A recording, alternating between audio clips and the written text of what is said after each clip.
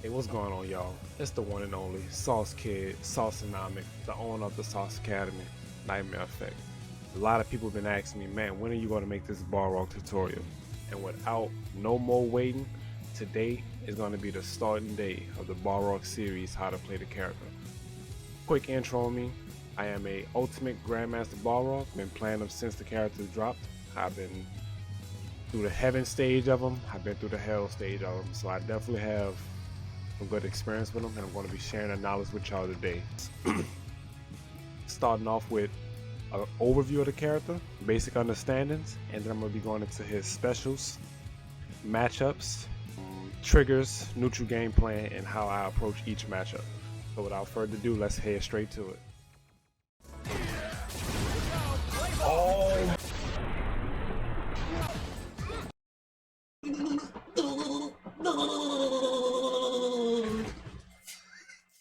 Alright, y'all, here we are. Let's get straight into it.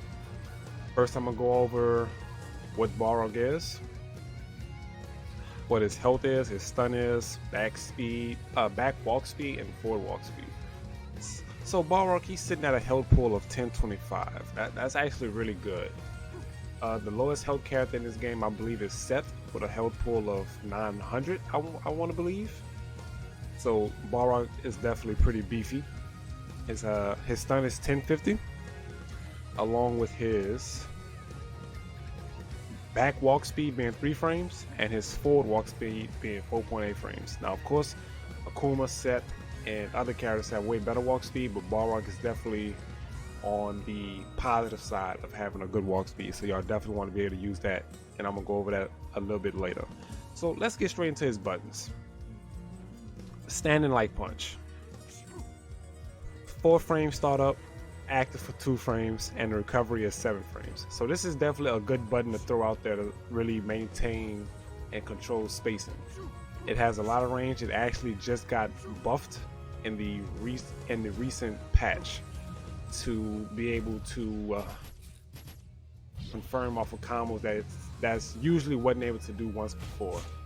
So you can now confirm all 3 of them hits. But we're going to get back into that a little bit later. Let's just finish going over the buttons for now.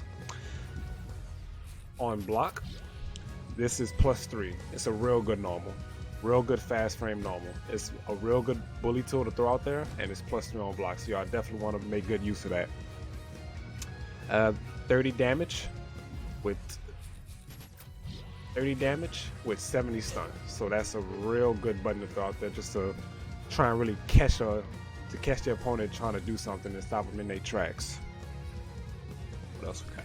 Next, we got standing medium punch. This is a godlike button. It's a real good anti-air. It's a 5 frame startup, active for 4 frames, and recovery is 13 frames.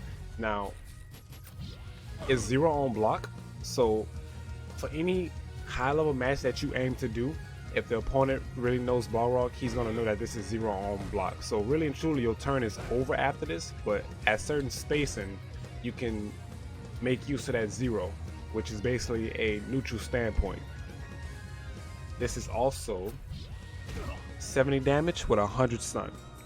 And just like I said, this is a real good anti-air button, so whenever somebody jumps at Balrog, this should be your go-to button. Unless you're doing a specific matchup, which is definitely something I'm going to get into a little bit later. So let's just finish going over Balrog's normals for now. Standing heavy punch. Man, this is a real good poke. This is a real good poke. It has a lot of range on it, and it's -3 on block. It's a 12 frame startup, active for 2 frames, and 19 frames of recovery. Now, the thing about this being +3 on block, and my bad, -3 on block. And I'm going to show you something right now. What I want to do. Set guard recovery action, yes. Well, not that.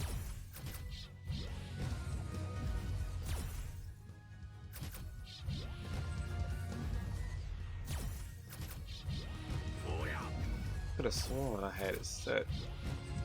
Okay, there we go. Even though it's -3, it can be punished. The pushback is so good.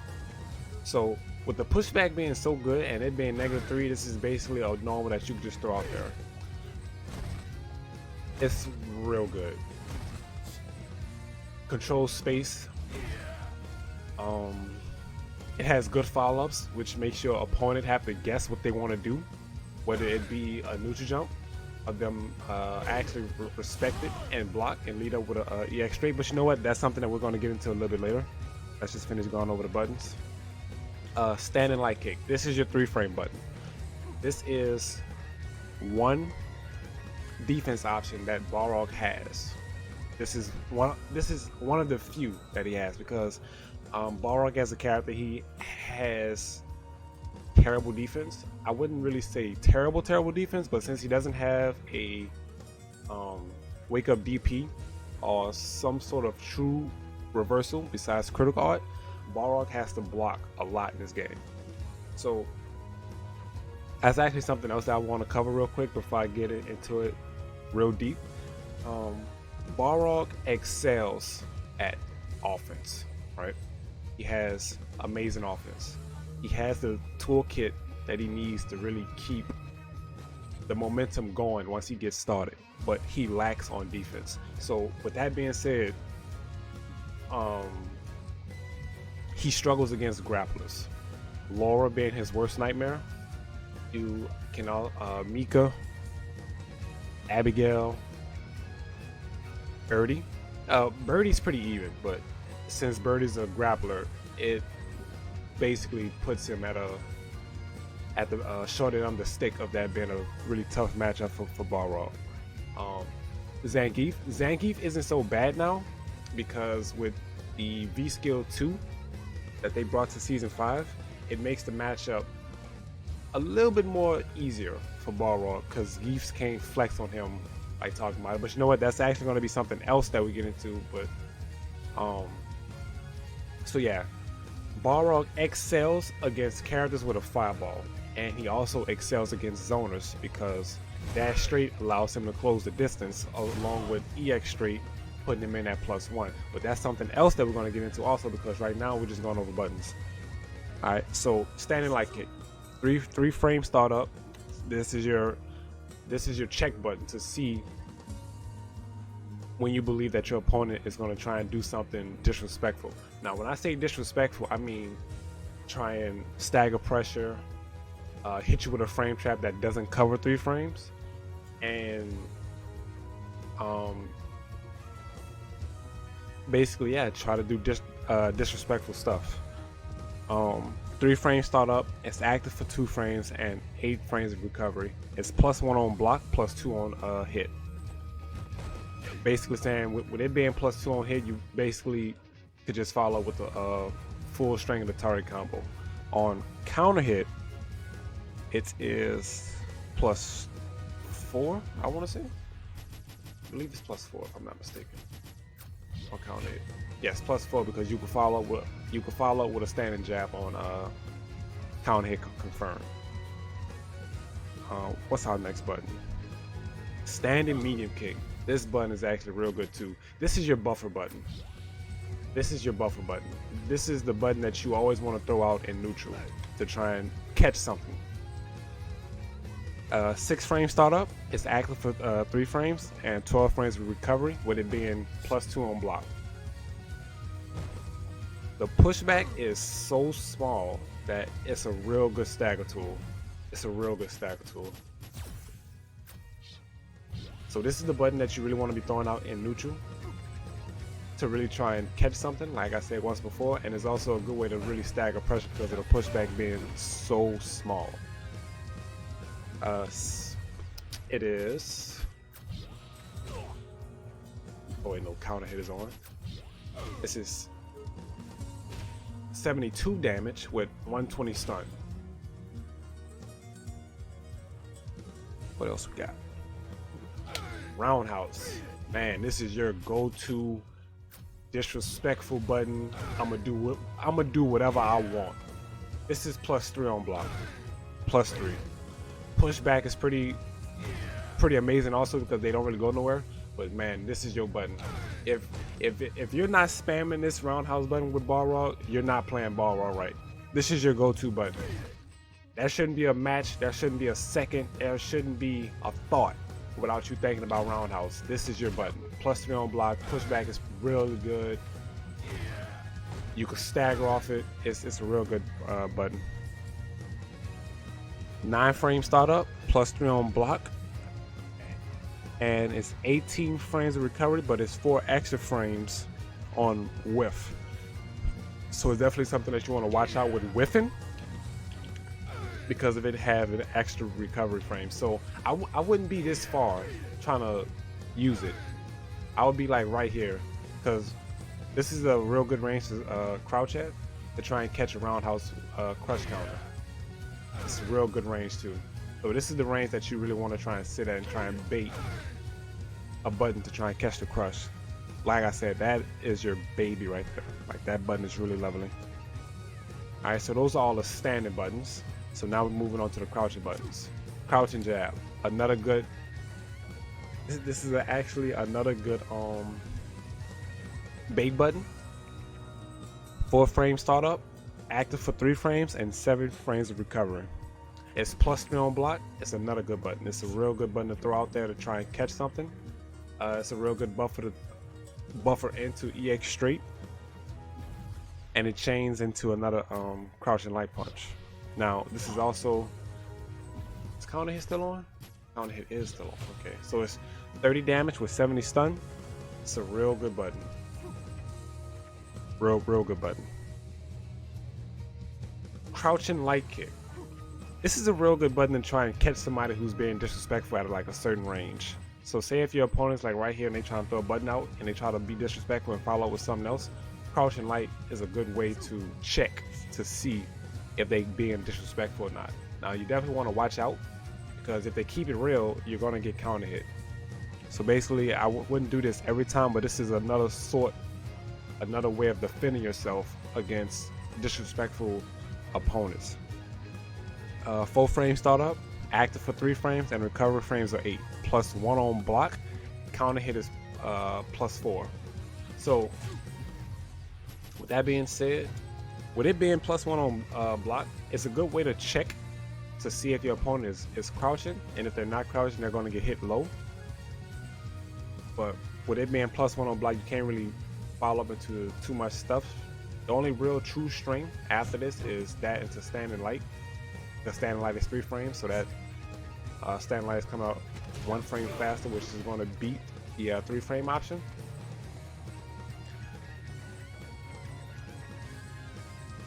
So yeah, it's a real good way to catch people who's trying to be disrespectful. At least that's what I use it for. Low forward, crouching medium kick. This is a real good poke tool.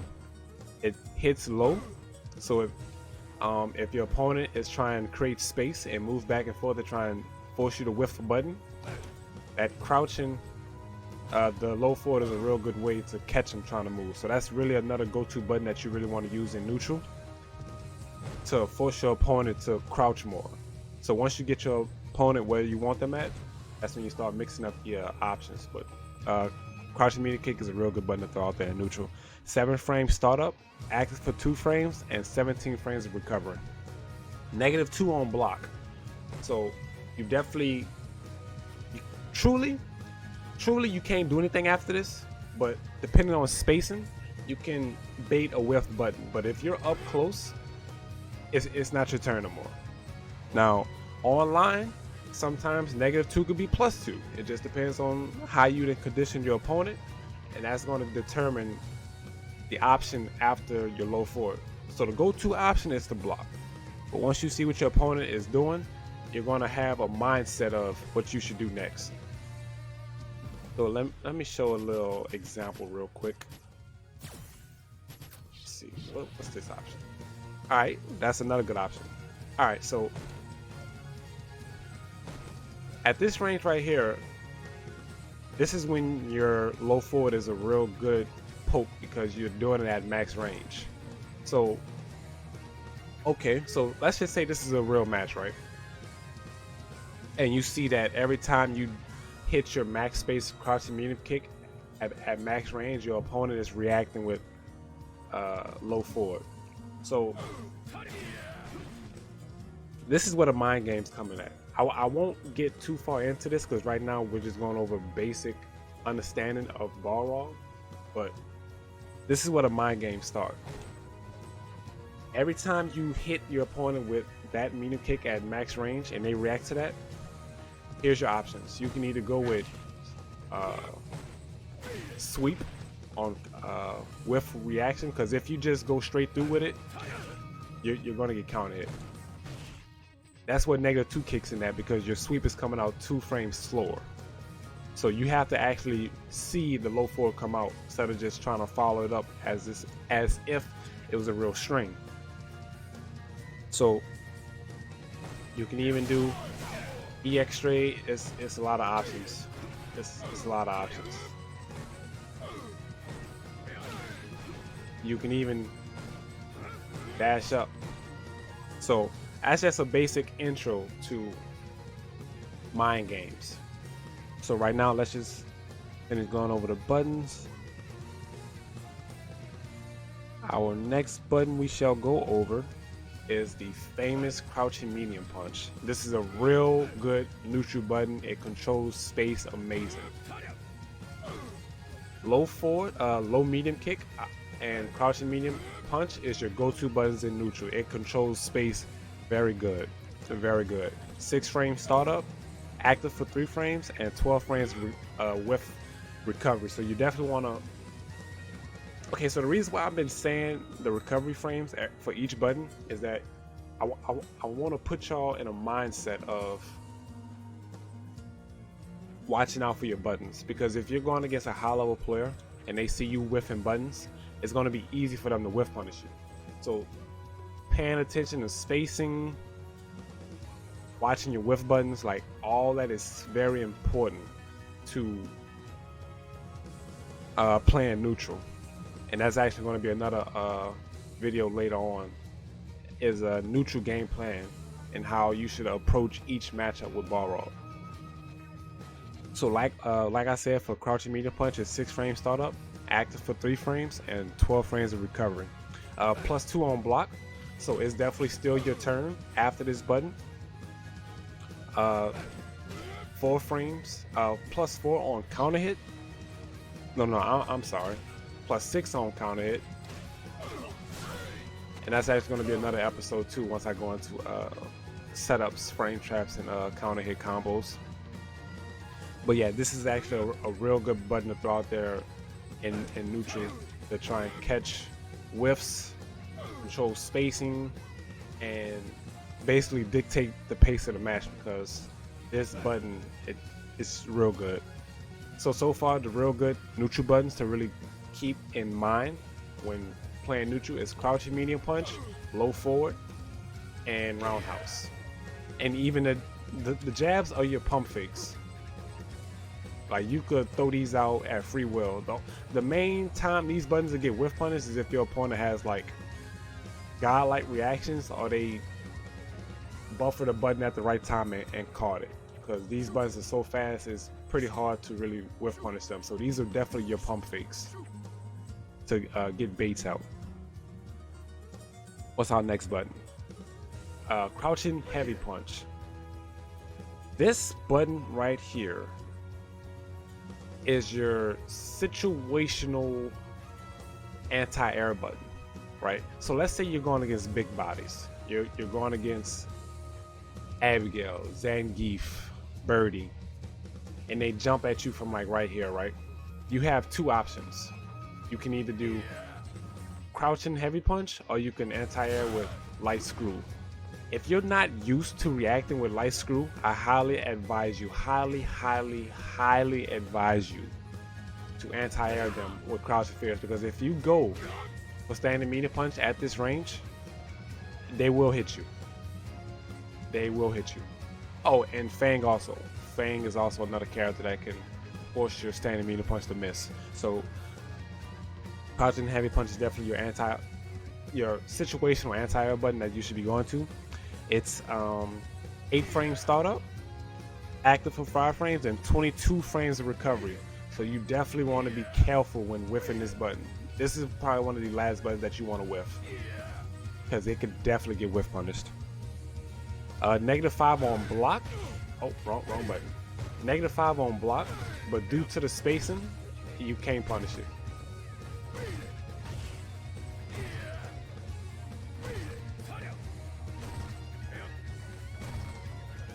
Okay, so a quick little insight on crouch blocking and stand blocking. Crouch blocking, for those that don't know, increases your hurt box. So that means buttons that hit you, or buttons that normally wouldn't hit you if you were standing up, they have a better chance of hitting you when you're crouching.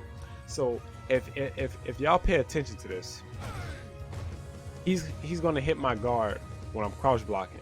Now, if I stand up, it's gonna whiff because my hurt box is shrunken. So that's gonna determine if your opponent is able to contest you, or will you force a whiff. So it hits me when I'm crouching, but if I stand up, it misses. That's when you get to do more mind games, and that's going to be another episode too. So just a little quick insight, quick video, or a quick little 5-second glimpse at what I have in store for y'all. But right now we're just going to continue to go over the basic buttons. So it's a real good poke. Like I said, it's -5 on block, and on hit it's -1 on hit. Now, even though it's -1 on hit, that doesn't mean you can't special cancel it. It's just that if you decide to not follow up with nothing, you can't convert afterwards because you're -1. So anytime you do this move, you're either gonna try and wait to see if it crush counters, or you're gonna have it in your mindset to special cancel it. But if you just straight up do it, the pushback won't allow you to really follow up with nothing unless you special cancel into what you want to do. What else? I went over crouching light kick, crouching medium. Jump-ins? Jump-ins. His jump buttons are good, but they all have their meanings to it. So I'm gonna start with jumping light punch.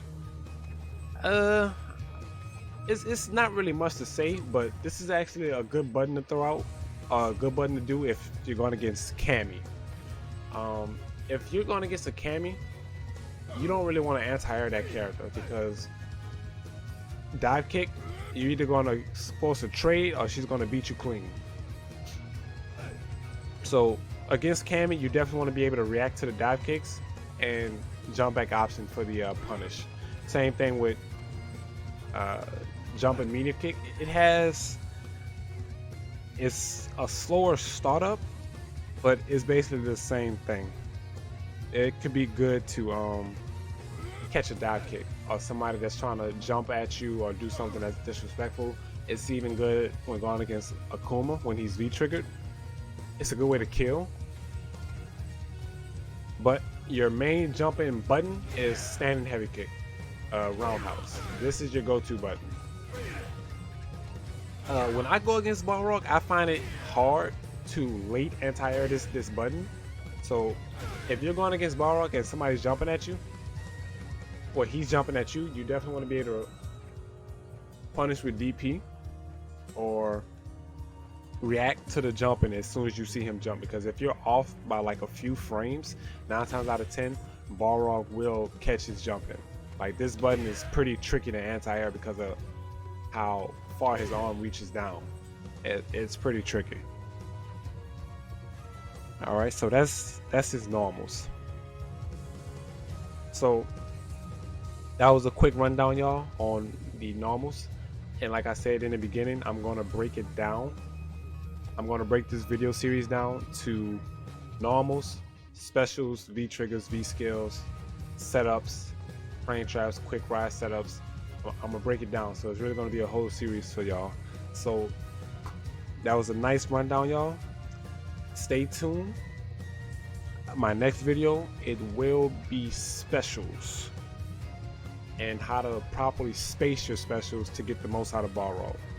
But quick rundown before I end the video. Like I said in the beginning, Balrog, his health is 1025, stun 1050, back walk speed being 3 frames, and the forward walk speed being 4.8 frames. Now, the reason why walk speed is so important is because depending on how you use it will determine if you're a basic Balrog, a beginning Balrog, intermediate Balrog, advanced Balrog, or high level pro status Balrog. Walk speed, setting up situations, it all comes down and it's all going to crack down to how good you can really play this character. If you're sitting back charging all day, I feel like you're playing Balrog one-dimensional. Like, this is to me one-dimensional Balrog. It works, don't get me wrong, but this is like, you know, basic Balrog. It's good, it works, it has its perks, but you definitely want to be able to use this walk speed to change the playstyle and how effective you can really use this character. What else? What else? Yes. So Balrog matchups, he definitely excels against zoners and characters with projectiles, because V skill allows you to go through projectiles, and it basically takes away most Shoto's game plan, because Shoto's already like to throw fireballs and get you to try and jump to set up their game plan, but with Balrog, the fireballs are basically a no-go. And zoners, they basically just can't keep them out because EX straight +1 and it allows you to get in. So what else? What else? His defense is pretty tough. It's not the best, but with enough matchup experience, you can definitely make it work to a certain level. So he excels on offense, but defense is where you really have to really crack down and really know how to block and handle each character matchup. Alright y'all, that's gonna wrap it up for the beginning video of the Balrog tutorial series. Basically went over normal buttons. Next video, like I said, I'm going to be going into specials, V skills, and